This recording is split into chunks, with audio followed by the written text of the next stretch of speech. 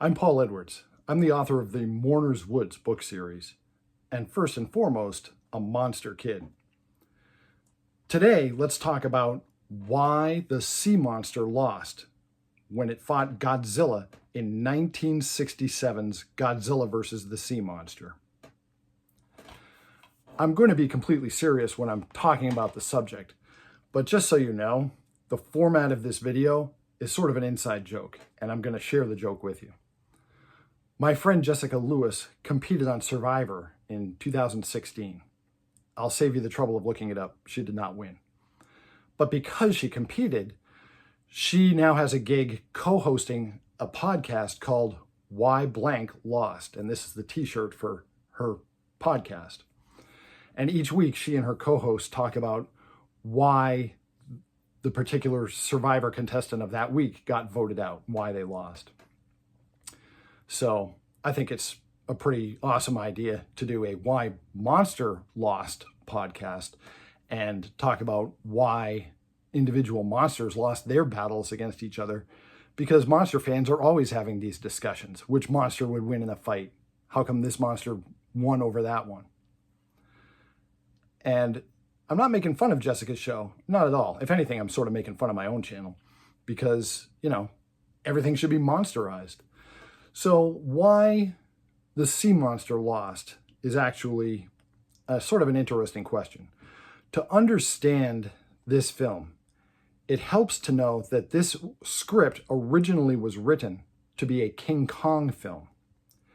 In the 1960s, Toho Studios had licensed the character of King Kong, and they had the opportunity, they did make a couple of films with King Kong, but they had the opportunity to do another.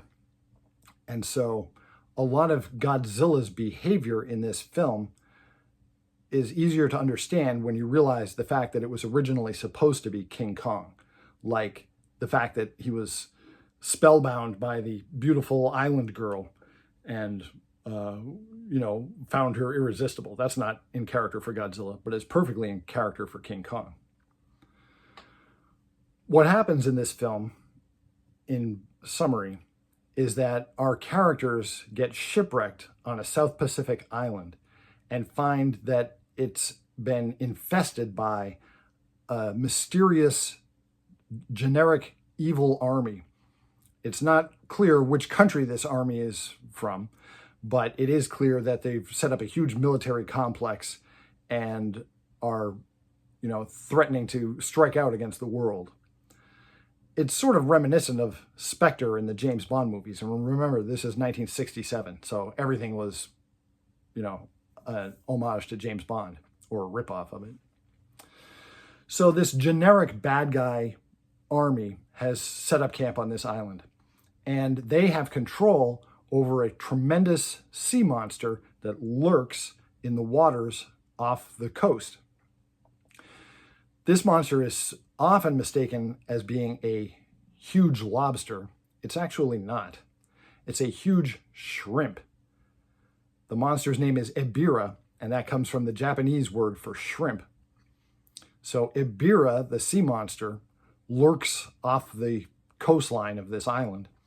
And if anyone dares to come near the island without having benefit of a special potion that the bad guys have, Ebirah will sink their ship. So this is part of why the characters, of course, are shipwrecked here now. And as they explore the island, trying to find some way out of here and some way to avoid the generic evil army, they discover that Godzilla is on this island. He's sound asleep, hibernating in a cavern underground. Okay, remember, this was originally supposed to be King Kong.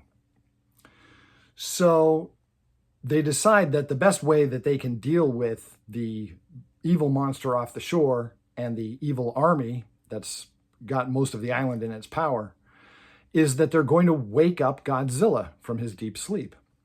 And how do they do this? They're going to harness lightning the next time that there's an electrical storm, and they're going to basically zap Godzilla awake.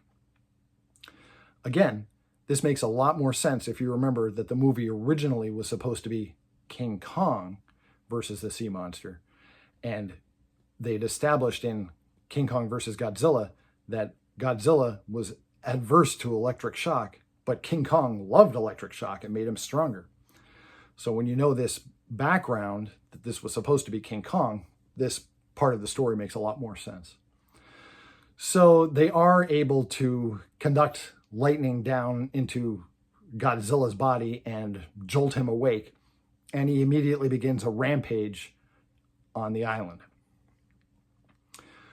A third monster shows up, a colossal bird of prey, and it messes with Godzilla and claws at him and pecks at him, but Godzilla makes short work of this monster.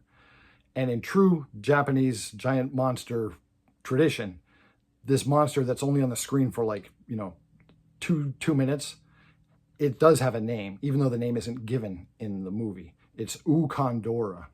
That's the name of that gigantic bird. So Godzilla polishes off Ukondora easily with his atomic breath. And of course, there's a big long sequence where Godzilla is trampling the military complex on this island. And this is actually a clever idea because you get to see Godzilla smashing buildings and fighting against an army, but you also get to root for Godzilla because he is the good guy here and the bad guys are this evil terrorist army. So it's sort of the best of both worlds. And in the meantime, a lot of the slave labor that these bad guys have used are natives from Infant Island, which is the nearby island where Mothra lives. And so Mothra flies to the rescue to save her people from slavery to this military organization.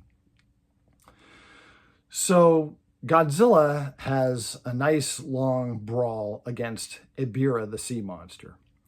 And at first, Ebirah seems somewhat formidable matched up against Godzilla. Certainly, Ebirah is just as big as Godzilla. And Ebirah is strong enough to yank Godzilla's legs out from under him and drag Godzilla underwater, which probably would have been a killing move if it had been done against King Kong, because this was supposed to be King Kong. But guess what? Godzilla is amphibious, so that doesn't bother Godzilla at all. So Godzilla continues its battle against Ebirah and ultimately ends up being able to pry the claws right off of Ebirah. And without its claws, what's Ebirah going to do? Just sit there screeching. So Ebirah is not killed, but it's defeated and has no way of rallying and coming back against Godzilla.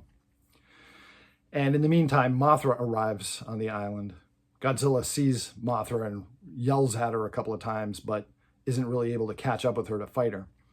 Mothra takes a net full of all of her native worshippers and picks it up and flies away from the island.